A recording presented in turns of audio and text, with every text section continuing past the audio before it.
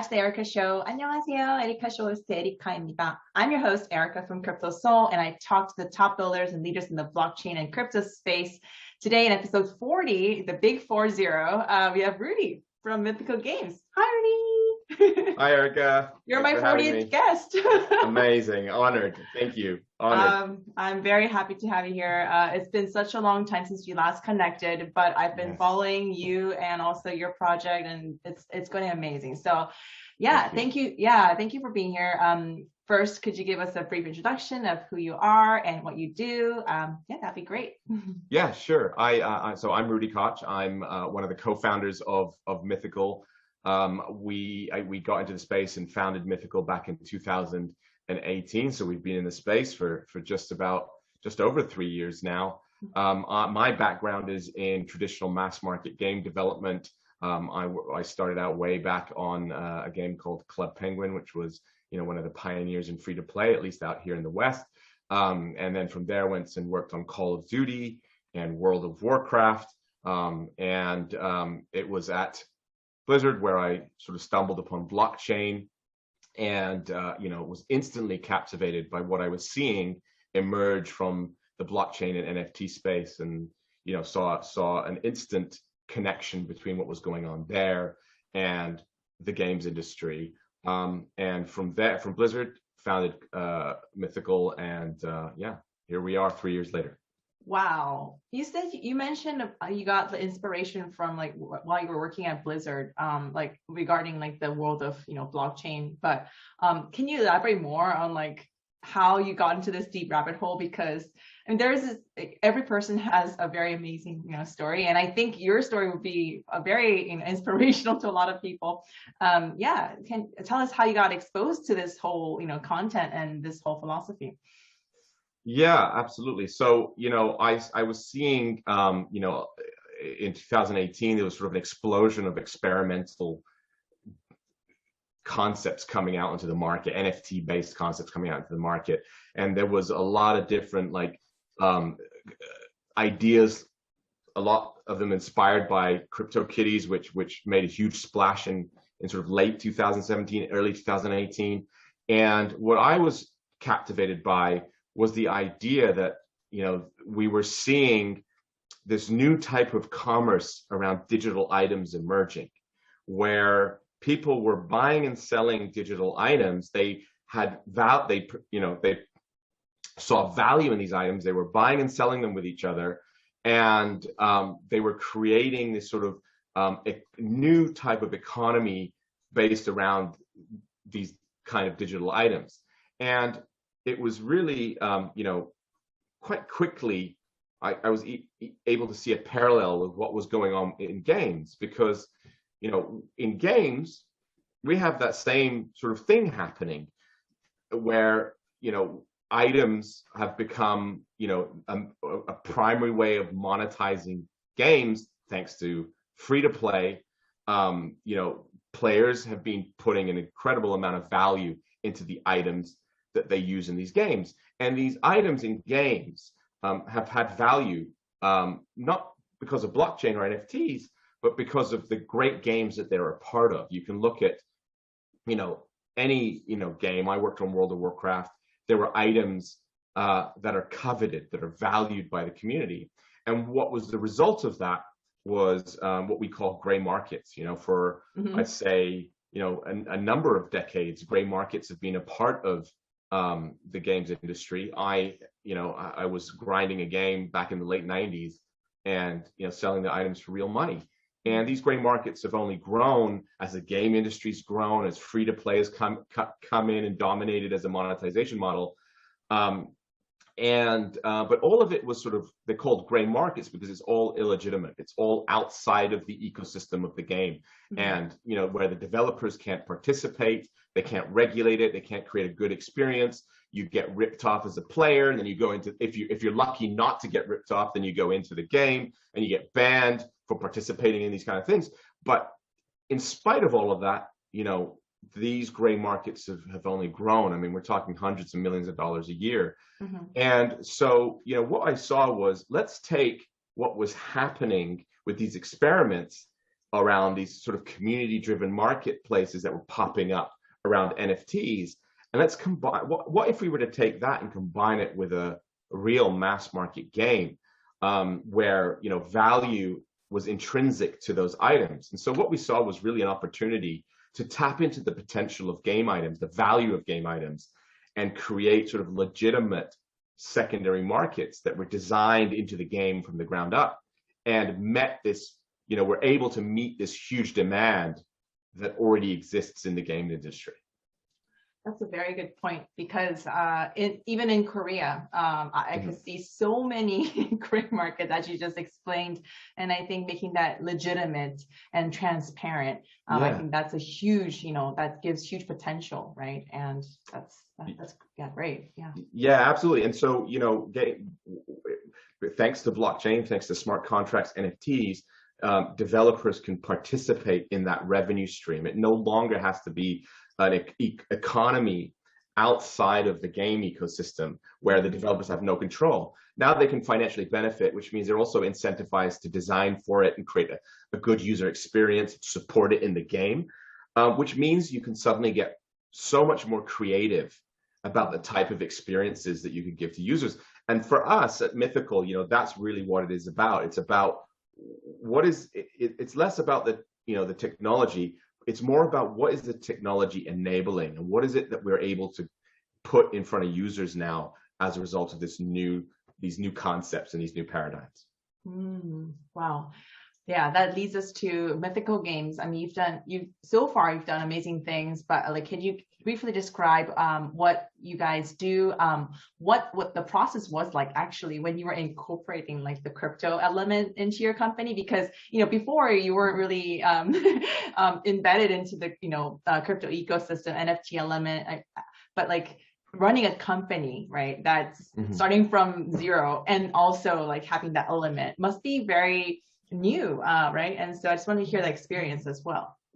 Yeah, absolutely. So we got in, you know, for us, we, at least for the traditional games market, we were in extremely early into, you know, 2018 was early for the games industry, right?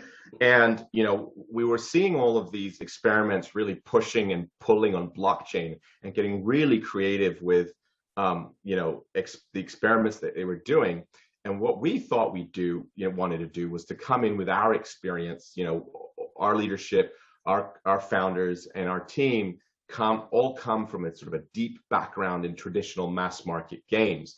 And so we wanted to bring that expertise into the space and do what we know best, which was build great games. Yeah. And we wanted to look at blockchain and NFTs through the lens of mass market. Our goal has always been, how do we disrupt this sort of $200 billion gaming industry? How do we bring these paradigms and these concepts to that world in such a way that adds value to players and developers? And so that's what we did. That's what we set out to do from day one. We wanted to tackle the challenge from that perspective. And so we built our first game with that goal. It's called Blanco's Block Party. It went into early access this year. You can check it out at blancos.com. It's a AAA game for PC, and it's designed and built from the ground up to with an NFT-based economy. The items, you know, it's a game like any other game you would play, except the items that you acquire or grind or purchase so happen to be NFTs, which means we can also facilitate a player-to-player marketplace. So you can go and sell these items, these NFTs, these blancos, the skins, the accessories for real money, and make money playing a game, which is, you know, what we got excited about most as we started to get deeper into this space. Yeah. And then, sorry, I'll say also in parallel, you know, as we were building this game, the purpose of the game was really to showcase our vision. You know, we really had a belief that NFTs, you know, again, 3 years ago, you know, when the community was quite small and it certainly hadn't gotten the mainstream attention yet, we had a strong belief, our hypothesis that this was going to be a significant shift, you know, and it's not because we thought it was some revolutionary technology that's going to completely change the way we were doing things. We saw a lot of patterns in the industry over the last 10 years, which made us believe that this was just a natural progression. You know, again, like I said, gray markets were something that already existed. Game items already had value. People were already buying and selling them. So the idea of sort of creating these kind of economies seemed like a natural progression for us. So we wanted to showcase that, you know, with Blankos, and showcase our vision and show what was possible. Because, you know, even today, there isn't many that you can look to out there that you can say, okay, this is how it works. Mm-hmm. And certainly back in 2018, there was nothing that we could point to that said. So we wanted to create that. In parallel, what we've been doing is we've been building what we call the Mythical platform, which is, you know, the platform that allows any game developer to build NFT-based economies. And that's the part that we're excited about the most, because, you know, like I said, what we envision is that this is something that's going to move the whole industry forward. It's going to disrupt the traditional free-to-play model. And, you know, with our platform, we are looking to now go from Blankos, from one game to many games, and really sort of push the industry forward. Wow.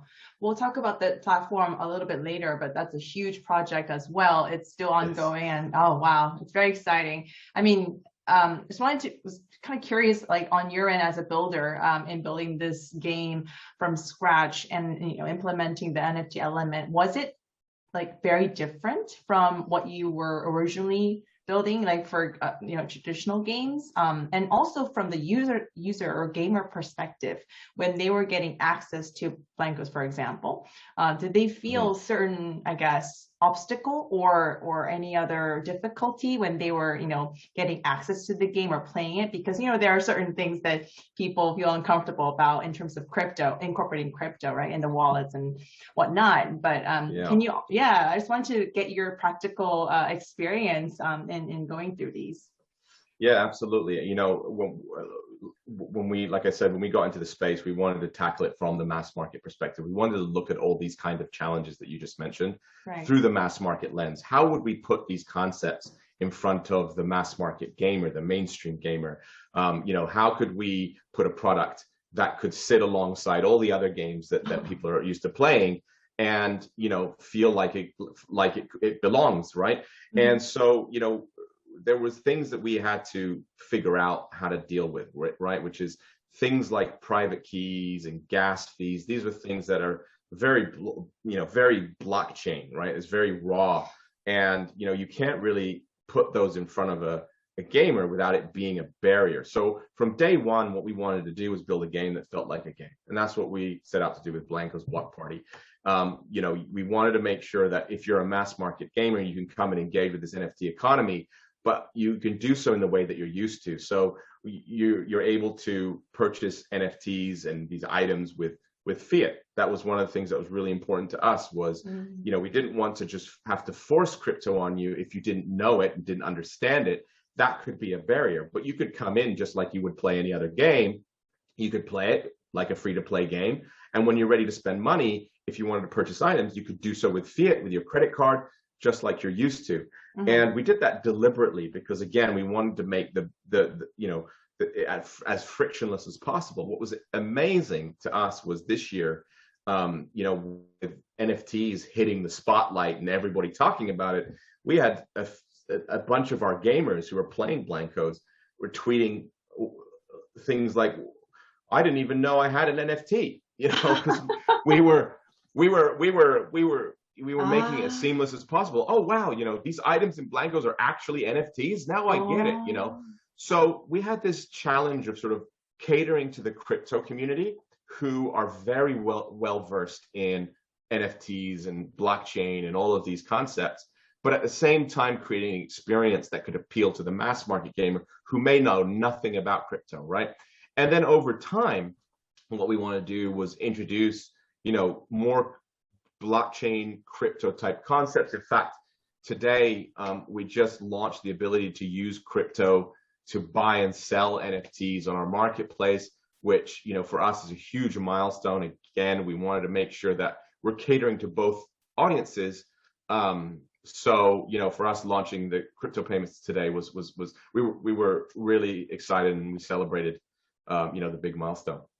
Congratulations on that. I saw the post.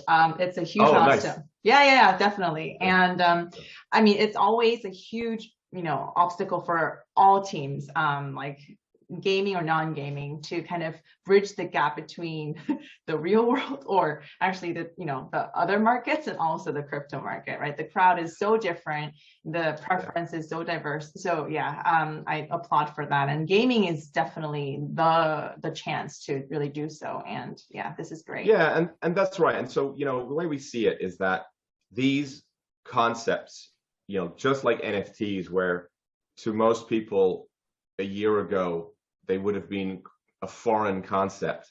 You know, now everybody's talking about NFTs. We believe that, you know, these blockchain concepts and crypto are going to grow. They're going to, you know, the adoption is going to grow. They're going to become eventually mainstream. And we are working towards that goal. But we're taking sort of pragmatic steps towards it, right? Because we understand, you know, based on our backgrounds of making, you know, games for some of us 10 to 15 years, we've been making mass market games. We know sort of what the comfort level is today. And now it's our goal to sort of take the industry from their comfort zone today and show them the value and grow into these more advanced concepts. I mean, things that I get excited about today are like DeFi and tokenomics and all of these things, right? And, you know, to many blockchain and crypto enthusiasts, it might even be old news, but to the gaming industry, you know, NFTs are kind of brand new. Tokenomics are like bleeding edge stuff. So it's going to take time for the industry to get there. And, you know, we see it as our job and our mission to sort of help take the industry there. Yeah, absolutely. Yeah, DeFi is definitely an exciting topic. Incorporating them together is also super exciting as well. There's many teams that are, you know, trying to do that as well. And yeah. So Sharky B sold out in under 30 seconds. And I saw the tweet, I was like, wow, this is amazing. And, you know, this is when, you know, the NFT boom was going off. But I think, you know, that's not the only reason, because, you know, the collaboration has been absolutely mind-blowing, to be honest, like as a Burberry fan. You know, how did this shocking, you know, collaboration come, you know, with Burberry? And, you know, the design was amazing, and just the whole inspiration. These, like, I think a lot of fashion brands are looking into this, and, you know, just the collab opportunities, the idea. Yeah, tell us more about this, partnership. Yeah, so in the same way that we sort of designed Blankos from the ground up to with an NFT-based economy, we also designed it to be very collaboration friendly. We knew, as you know, from the start, we picked vinyl toys as the inspiration. You know, and when you look at the physical vinyl toy industry, you know, there's a lot of things. The physical vinyl toy industry, there's a lot of things that really sort of connect well with blockchain and NFTs. You know, the physical vinyl toy industry is about collectability. It's about collaborations with cool artists and cool brands. It's about scarcity, you know, and, you know, we felt like it was such a great fit. So we wanted to bring it in. We purposely brought vinyl toys into the mix as inspiration for Blankos, because we wanted to design a game that allowed for these kind of collaborations. We knew that brands, you know, if you look at the gaming industry, brands and games have sort of been colliding organically anyways. And now NFTs and blockchain allow us to basically take it to a whole new level. And so we knew from the start that we wanted to do collaborations. Blankos is designed to, you know, aesthetically, the vibe behind Blankos was, you know, streetwear, fashion, art, and collectability, you know, all mashed together. And so we were excited to start doing collaborations, and we did a couple of drops. Burberry, we did, like you said, in August. We were really excited about that one. It just, again, felt like it was a really great fit for Blankos. But what was really fun about that was NFTs really allow us to create. This is the difference between traditional games without NFTs and what we can do now, is that scarcity, essentially. Scarcity isn't something we've been able to do in games before. You could create something that you say is special, like a legendary sword, but there's an infinite amount of them. So if whichever player has the time or energy to go and get it, everyone can get it, right? But when it's scarcity involved in NFTs, you can really limit it and create an exclusive vibe. And so I really, really enjoyed the collaboration with Burberry, because Burberry is all about that with their physical fashion, right? They're about exclusivity, their luxury fashion. And so we didn't want to just create an item and just sell as many as possible. We wanted to bring the Burberry sort of vibe, the whole, what represents Burberry into Blankos. And with NFTs, we were able to do that. And so with Sharky B, it was a collaboration between our creative team and Burberry's creative team. It was really cool because our team is used to designing only in the digital space in games. We don't have to worry about manufacturing or those kind of things. And the Burberry team pretty much only operates in the physical space. So it was really cool to bring the two teams together from the two different perspectives to design Sharky B, and we also talked a little bit about what does items mean? What does a jacket mean to their audience? A luxury jacket or an accessory. What does that mean to the Burberry fan base? And we wanted to capture that. So with the drop, when we did 750 limited Sharky Bs, we sold them for $300 each, they sold out in 30 seconds. And the reason is because, well, firstly, the collaboration was amazing with Burberry. They did some incredible stuff to help promote the drop, but also we were able to create something really collectible and really special. And you knew if you had one, you were one of only 750 that was out there. And that is what I think NFTs really bring to the space that's unique. Oh, thank you for the story. I was very curious about the whole inspiration and the whole process. A lot of fashion brands actually reach out to me, local Korean brands, and they want to collaborate. Yeah. And I just don't know where to start, So it's just that's a very practical experience that I can really feel indirectly. But yeah, I think you mentioned about the limitation, limited edition, right? And I think we go crazy for anything that's limited edition.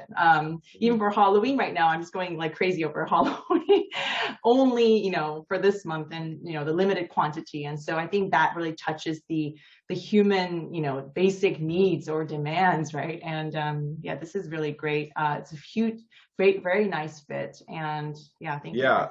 Yeah. So, I mean, one of the things that's really cool too is that, NFTs and this idea of scarcity, it's a direct parallel of sort of the collector community in the physical world, right? If you collect, like I said, vinyl toys or comics or, whatever it is that you collect, we're able to sort of capture that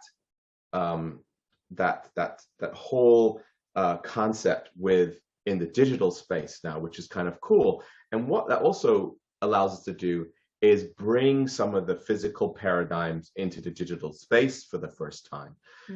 As an example, when you buy a Blanko for the first time, it comes in a box, right? And so if you think about physical collectibles or physical vinyl toys, you buy one, it comes in a box, and part of the dilemma is, do I keep it in the box in mint condition, or do I open it so I can show it, display it, right? And it's a real challenge. I'm a collector. That's a challenge. I kept all of my stuff boxed for years, and I said, you know what? It's going to be more valuable. And then one day I was like, you know what? I need to show them off. I'm going to take them out of the box. But it was a big decision. We wanted to bring that concept into the digital space, and I remember us having conversations around it. It was like, is it gonna work? Because digital items don't collect dust, so what does it matter if it's in a box or not? But what was amazing was that immediately the collector community sort of got it. They went, oh my God, this is worth real money. And I have the option of keeping it boxed or open it to play with it. And it was fascinating to see the behavior around that. A lot of people ended up just going and buying 2 of everything or more so they could keep one boxed and one open. Really? And that was a behavior we've never seen in games before, but an example of how we're able to bring physical collector paradigms into the digital space. Another example of that, which is really cool, is that we put serial numbers. So if you've got 750 Sharky Bees out there, well, someone owns number 1 and number 2 and so on and so forth. And each Blanco has a serial number attached to it. And again, the collector community immediately latches onto that. And we saw, Boss Dino was a Blanco that we sold as part of our founder packs last year. And when we opened up the secondary market this year, the Mythical marketplace, Boss Dino, serial number 1, sold for $25,000. And so people, again, these are things that were typically in the physical collector space. We're now able to do them in the digital space, which is awesome. It's really cool. Wow. Yeah, I mean, the behavior and thought process of from the perspective of collectors, that's really new to me. I mean, I'm a small collector too, but not in a very professional way, if you know what I mean. I don't really, yeah. And that kind of behavior is really, is it really important? I mean, I think it's crucial that it can be sold in fiat, or it can be sold in monetary terms. That determines the value, right? And I guess also those stars. Yeah. Yeah, the key piece is that it's has real world value now, right? Because it can be sold for real money. Now it adds an extra dimension of decision making when you're interacting with the item, right? Do I open it, leave it in the box? Do I level it up? Because I think a leveled up item is going to be more valuable in the marketplace. It just adds an extra dimension because it suddenly has real world value. I can sell this for real money. And that's pretty profound in and of itself, right? I've played a lot of games where you have an inventory and you acquire stuff in the game and you put it in your bag and eventually your bag runs out of space. And what do? You just delete the stuff, to make room for more. Or in some games, you just end up with so much stuff, you don't even care about it. You don't even know it, what half of it is after 6 months. And, what's profound about NFTs is that when you're done with an item, you don't have to delete it. It's got value to you. You can go and sell it. And, I think that's really quite incredible. I mean, firstly, again, like I said, it adds an extra dimension of decision-making for players. But it's an added revenue stream for game developers that has been untapped for decades. Because again, all these gray market transactions were happening. They were just happening outside the ecosystem. So yeah, we've seen some really, really fascinating behavior as a result of digital items in games having real world value. And as we've sort of come to market with Blancos, this kind of data that we've been gathering has been really exciting because it's just validating that this is going to have an impact, a really positive impact, on the games industry. This is a very raw data, but it's very important because it's literally the beginning stage of everything, and having this track record or this reference is going to be crucial for the longer run. I think it's going to be very meaningful data. And you mentioned a little bit about it earlier, but congratulations on launching the beta version of the Mythical marketplace. And I think having a marketplace is a pretty intuitive flow. Having a game, also the marketplace, but what actually inspired the team to build a marketplace? I mean, and of course, it's very crucial, but there are many marketplaces out there. What will be the differentiating factor that it makes it different from others? Yeah, I would say sort of the biggest thing for us is, again, our background in traditional game development. Making games is difficult. It's expensive and it's difficult. And we've got again deep bench of mass market game developers who have been building games for a long time and know the challenges and know the risks and are able to design and build games in the way for mass market. And building a game in and of itself is a challenge, but then you think about adding a secondary market to it. You can't just sort of parachute a secondary market into a game and expect it to work. There is a whole primary economy in games, which, when you look at traditional games like free to play, the entire revenue stream comes from primary market, right? And so we're proposing, hey, now you want to introduce NFTs in these secondary markets. Well, there's a right way to do it and there's a wrong way to do it, right? You could completely blow up your primary market if you don't do it correctly. And so from our perspective, we come to the table, with the experience of developing for mature platforms. We've built games for Xbox and PlayStation and iOS and Android, and we know sort of the mature development environments that they offer. And so we're able to build sort of the Mythical platform to provide the tools that we know game developers will want. We're able to sort of remove the complexities of integrating with blockchain and allow game developers to just focus on creating great games. But also at the same time, with our experience over the last 3 years of building and running a game ourselves with NFTs, we know the challenges of integrating these kind of economies and where they can go wrong. And so we're able to bring that, not only the platform and the technology and all of that pieces, but we're also able to bring the expertise to the table and provide a solution that essentially minimizes risk to traditional game developers who want to get into this space and don't know how. Right. Wow, thank you for the explanation. I mean, very exciting things going to happen. Are there any upcoming milestones that you can share with us? I mean, there are many things happening, but sometimes it's hard to share. But is there anything that you can share with us? With things we've announced that I can share, we've been consistently launching and upgrading our marketplace. We've opened it up to, I can't remember how many regions. I'm going to get the number wrong. I want to say 60 plus regions, but that's probably the wrong number. But we've opened it up to a lot of regions lately, so people can buy and sell wherever they are. Going global with this marketplace was really important. We know that there's a big community of NFT collectors and blockchain and crypto folks internationally, and we wanted to make sure we catered to that group. We've launched the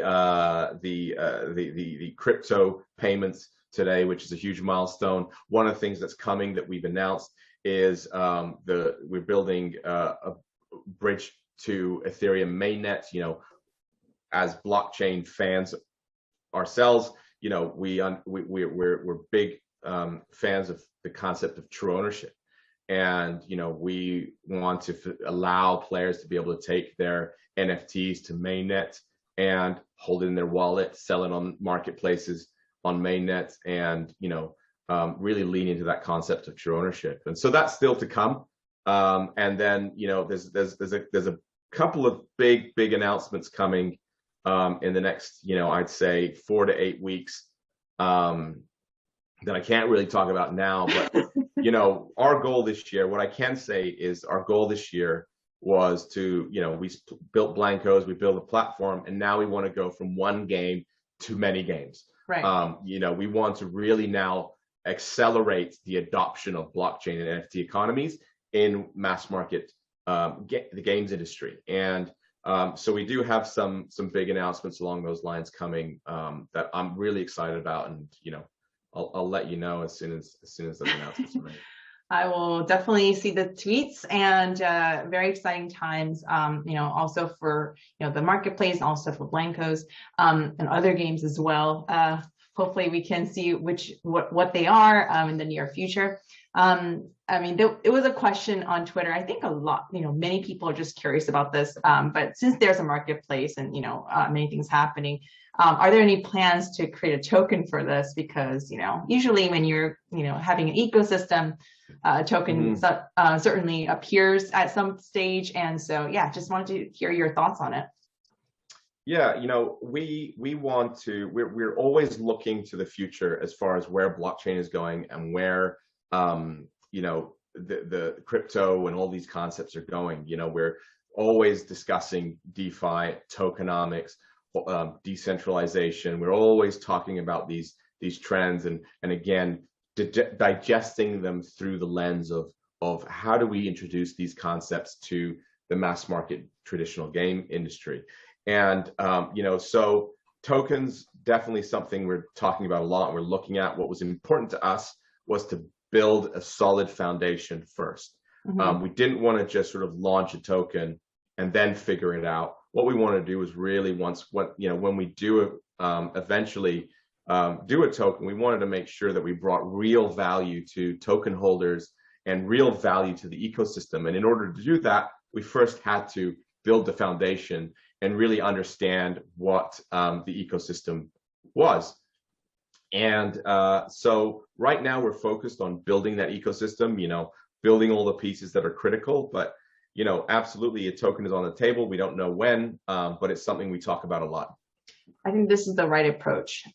Build it first and then make sure it works. And then you can, have a token later. I mean, I think the other way around makes it pretty diluted, like the whole value. It dilutes the whole system. Totally. My personal Well, thought. you also don't know how you're going to maintain value, right? Right.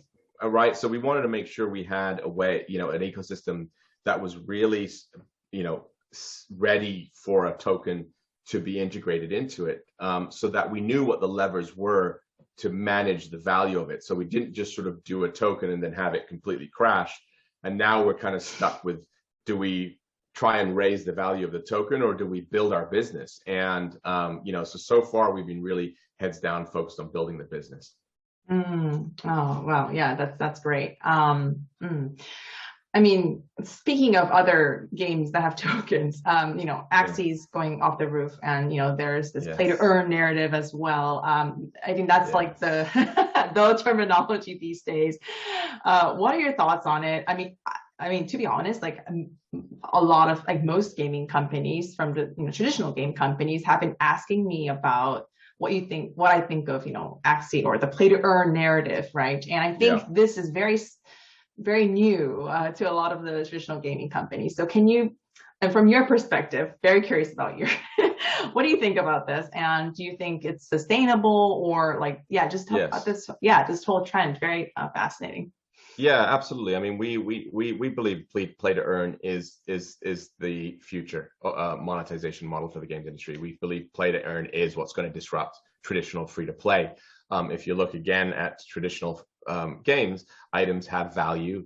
Players spend an incredible amount of time and money generating value in games, especially these days where games are all open world sandboxes, customization. You have an incredible amount of control of customizing the experience you're in with skins and emotes and all this kind of stuff. And players are spending so much time and money generating value, but they don't get to participate in any of it. It's just, it's just for personal satisfaction. It's just to show off, but that's it. That's the end of it. Whereas with play to earn, for the first time, players can benefit from the value that they bring to games. And I think that's incredible, right? That's without question the next evolution in game monetization, because you get stakeholders now who are personally vested in a game because they see real world value. And I think that's incredibly profound and allows us to build incredibly strong communities around games, which is what games has always been about, building strong communities, right? And what Axie started out as sort of this experiment, one of those experimental teams, and in my opinion has done an incredible job of helping pioneer play to earn, and really helping show one way of doing it. I think the challenge is that there's still evolution to be had here. We still haven't sort of reached that that sort of playbook that we can follow and say, this is how you do play to earn. I don't think anybody's really figured that out yet.